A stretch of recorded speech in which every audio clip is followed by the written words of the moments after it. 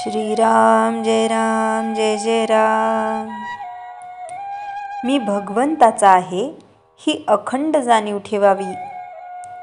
आपल्याला काही हवे असे वाटले आणि ते तसे झाले नाही म्हणजे तळमळ लागते, परंतु सर्व परमात्म्याचाच करतो असे मानले म्हणजे काळजीचे कारण उरत नाही।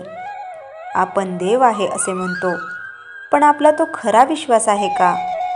एखादा मनुष्य बुडायला लागला म्हणजे दगड जरी ज्याच्या हाताला लागला तरी हा आपल्याला तारील असा त्याला विश्वास वाटतो आणि तो त्याला धरून आपणही त्याच्याबरोबर बुडतो। म्हणून म्हणतो देव आहे असा आपला खरा विश्वास नसतो। आपण नुसते तोंडाने म्हणतो एवढेच, नाहीतर आपल्याला काळजी का वाटावी? प्रत्यक्ष देव पुढे उभा राहिला तरी आपल्या मागची काळजी आणि सुखदुःखे संपणार नाहीत। याचे कारण म्हणजे परमेश्वरावरचा आपला विश्वासच डळमळीत असतो। वास्तविक परमेश्वराची इच्छा प्रमाण मानल्यावर सुखदुःख मानण्याचे कारण नाही। परमेश्वर सर्वव्यापी आहे, तो जसा माझ्यात आहे तसा दुसऱ्यातही आहे। म्हणून दुसऱ्याने काहीही केले तरी आपल्याला त्याबद्दल काही वाटण्याचे कारण नाही। तरी अशी भावना ठेवून वागावे की मी देवाचा आहे, तो माझा पाठीराखा आहे आणि म्हणून काही झाले तरी मला काळजी करण्याचे कारण नाही। हे सर्व नामस्मरण केल्याने साधते। म्हणून मी आजपासून सतत नामस्मरण करीत राहणार असा निश्चय करावा आणि त्या दृष्टीने प्रयत्न चालू ठेवावा। परमेश्वराला शरण जाऊन मला तसे वागण्याची बुद्धी द्यावी म्हणून त्याची प्रार्थना करावी। मनाला पहिल्याने थोडी बळजबरी करावी लागेल। लहान मुलांना शाळेत जाण्याकरिता सुरुवातीला थोडी बळजबरी करावी लागते। मुलीला प्रथम सासरी पाठवतानाही तसेच करावे लागते। आपण थोडा तरी नियम करावा। उदाहरणार्थ, जेवायच्या आधी, रात्री, निजताना, सकाळी उठताना नाम घ्यायचेच, भगवंताची आठवण करायचीच।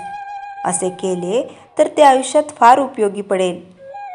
प्रपंचाचा प्रयत्न आज जो चालू आहे तसाच करीत जावा, पण मला भगवंत हवा असे म्हणत जावे।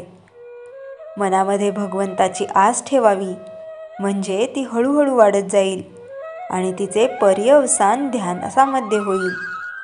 समजा एखाद्या माणसाला घर बांधायचे आहे, मला घर बांधायचे आहे असे तो म्हणत जातो आणि त्यासाठी पैसे शिल्लक टाकतो। दागिने करायची वेळ आली तर ते नको म्हणतो, कारण पुढे घर बांधायचे आहे। हे जसे खरे त्याप्रमाणे भगवंत मला हवा असे नुसते म्हणत गेल्याने देखील मनुष्य निव्वळ प्रपंचातच गुरफटून न जाता विषय बेताने भोगेल। खरा ध्यास लागल्यावर ती वस्तू मिळल्या वाचून चैन पडणारच नाही। श्रीराम जय राम जय जय राम। चैतन्यवाणी।